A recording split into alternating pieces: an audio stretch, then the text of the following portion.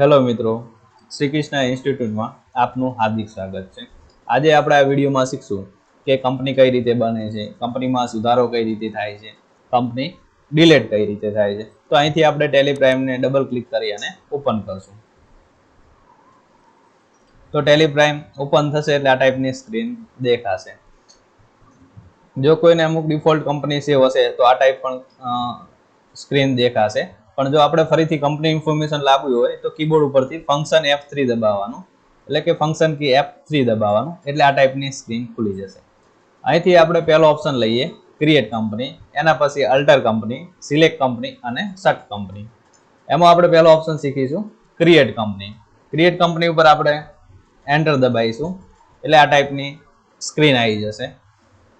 જો અહીંયા પહેલું ઓપ્શન લખેલું છે કંપની નેમ, એટલે કે કંપનીનું નામ. આપણે હું અહીંયા ક્લાસીસનું નામ આપી દઉં છું, શ્રી કૃષ્ણ ઇન્સ્ટિટ્યૂટ, અને એન્ટર દબાઈ અને નીચે આવી જશે. એટલે અહીંયા લખેલું છે મેલિંગ નામ, એટલે કે તમારે જે બિલ આપો છો એના ઉપર કયું નામ લખેલું જવું જોઈએ. જેમ કે ઉપર કંપની નામ છે એ જ નામ લખેલું જવું જોઈએ, અથવા તમારે કોઈ શોર્ટ નામ આપવું છે તો તમે અહીંથી આપી શકો છો. હું ઉપર છે એ નીચે નામ રાખું છું. અહીંથી એડ્રેસ હું અહીંયા લખી દઉં છું દિયોદર. અહીંથી આપણે એન્ટર દબાઈ અને નીચે આવશું એટલે અહીંયા લખેલું હશે સ્ટેટ. અહીંથી આપણું જે રાજ્ય હોય કંપનીનું એ રાજ્ય અહીંથી સિલેક્ટ કરી દેવાનું. આપણે અહીંયા ગુજરાત છે તો હું ગુજરાત લખું છું. એના પછી અહીંથી પિનકોડ નંબર, એટલે કે આપણા એરિયાનો જે પિનકોડ નંબર છે એ તમે અહીંથી લખી શકો છો. પછી એના પછી telephone number, mobile number, fax, email ID, કંપનીની વેબસાઇટ હોય તો વેબસાઇટ તમે, અને અહીંયા આવશે ફાઇનલ સિરીઝ, એટલે કે હિસાબી વર્ષ. એટલે કે તમારે કંપનીનો જે હિસાબી વર્ષનો હિસાબ લખવાનો હોય એ હિસાબી વર્ષ અહીંયા લખવાનું થાય.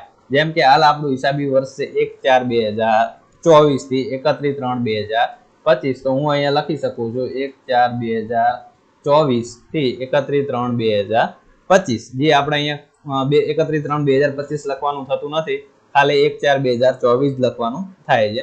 એના પછી બુક બિગનિંગ ફોર્મ લખેલ છે, એટલે કે તમારે જે હિસાબી વર્ષ કઈ તારીખથી લખવા છે હિસાબો એ તારીખ તમે અહીંયા લખી શકો. પણ આ તારીખ છે ને એ હિસાબી વર્ષ વચ્ચેની તારીખ હોવી જોઈએ, કે 1/4/2024 થી 31/3/2025 હાલ આપણું હિસાબી વર્ષ છે તો એની વચ્ચેની તારીખ અહીંયા લખી શકો છો, કે 1/4/24 થી 31/3/25 સુધીમાં કોઈ પણ તારીખ તમે લખી શકો છો. એની પહેલાની લખાતી નથી. એટલે કે આપણે જે હિસાબી વર્ષ જ્યારથી હિસાબ લખવા હોય એ તારીખ અહીંયા લખી દેવાની, એટલે કે હિસાબી વર્ષ વચ્ચેની તારીખ લખવી. અહીંથી એન્ટર દબાઈને આપણે નીચે આવીએ એટલે અહીંયા લખેલ છે બેઝિક કરન્સી સિમ્બોલ, એટલે કે આપણો જે રૂપિયાનો સિમ્બોલ છે અહીંયા આપેલો છે, અને ફોર્મેલ નેમ ઇન્ડિયાનું એટલે કે INR આપેલું છે. અહીંથી હું એન્ટર દબાઈ અને સેવ કરી દઈશ. કંપની સેવ થઈ જશે એટલે આ કંપનીનું સેટિંગ મેનુ ખુલી જશે. જો આમાં તમારે કોઈ સેટિંગ કરવું હોય તો તમે કરશો, પણ આપણે આનું સેટિંગ હાલ તો આવડતું નથી આપણને. જેમ જેમ આપણે આની જરૂર પડશે એમ એમ આપણે આનું સેટિંગ શીખીશું.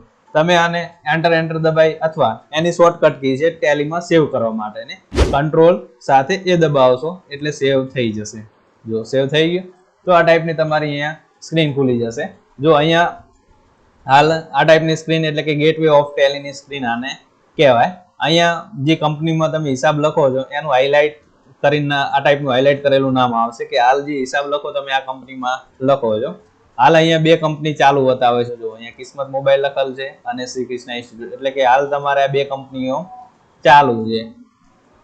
ફરીથી આપણે કંપની ઇન્ફોર્મેશન ડિટેલ ખોલવી હોય તો ફંક્શન કી F3 દબાવવાની, એટલે ફરીથી ઇન્ફોર્મેશન ડિટેલ ખુલી જશે.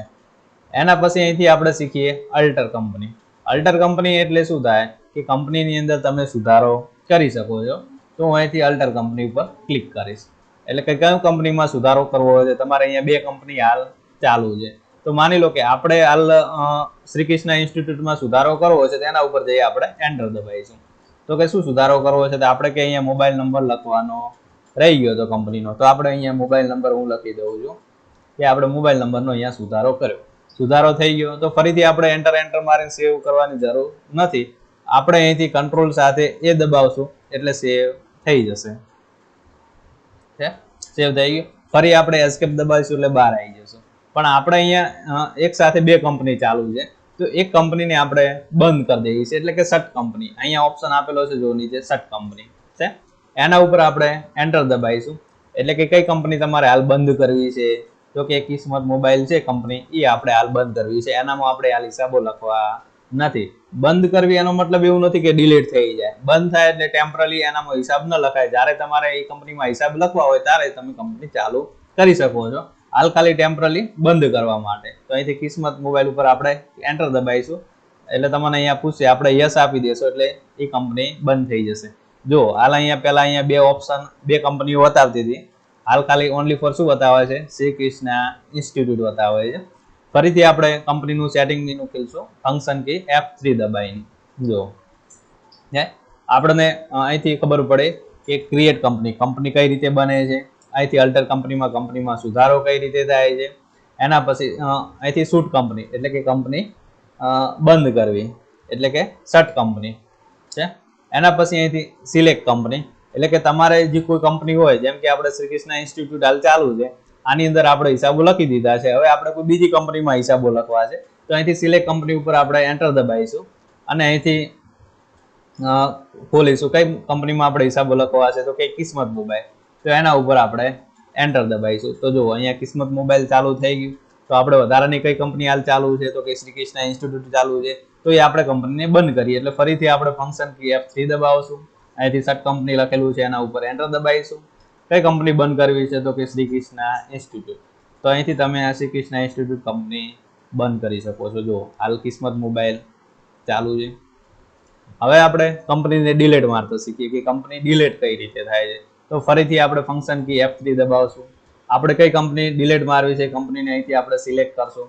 તો કે આપણે શ્રી કૃષ્ણ ઇન્સ્ટિટ્યૂટ છે એ કંપની આપણે ડિલીટ મારવી છે, વધારાની છે, કઈ જરૂર છે નહીં. તો ફરી આપણે અહીંથી Shri Krishna institute company select કરશું.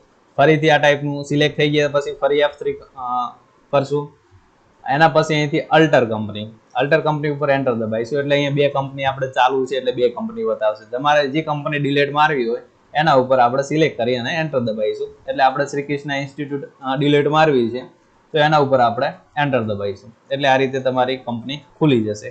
હવે ડિલીટ કરવા માટેની શોર્ટકટ કી છે અલ્ટ સાથે ડી.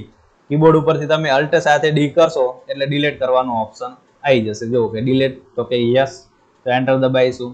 તમને પૂછશે ફરી are you are sure delete, તો કે યસ, તો અહીંથી એન્ટર દબાવીશું એટલે કંપની ડિલીટ થઈ જશે. જો ફરીથી આપણે F3 બતાવશું એટલે અહીંયા કંપની ઇન્ફોર્મેશનમાં કઈ શ્રી કૃષ્ણ ઇન્સ્ટિટ્યૂટ બતાવશે ને. ફરી આપણે અહીંથી સિલેક્ટ કંપની ઉપર એન્ટર કરશું તો અહીંયા પણ તમારી શ્રી કૃષ્ણ ઇન્સ્ટિટ્યૂટ કંપની બતાવશે નહીં એટલે કે કંપની શું થઈ ગઈ? ડિલીટ થઈ ગઈ. તો આપણે આ વિડીયોમાં કંપની ક્રિએટ કરતા, કંપનીમાં સુધારો કરતા, કંપની ડિલીટ કરતા અને કંપની શટ કરતા આપણે શીખ્યા. હવે આપણે આગળના વિડીયોમાં એ બને છે એટલે કે ખાતું કઈ રીતે બનશે એ શીખીશું.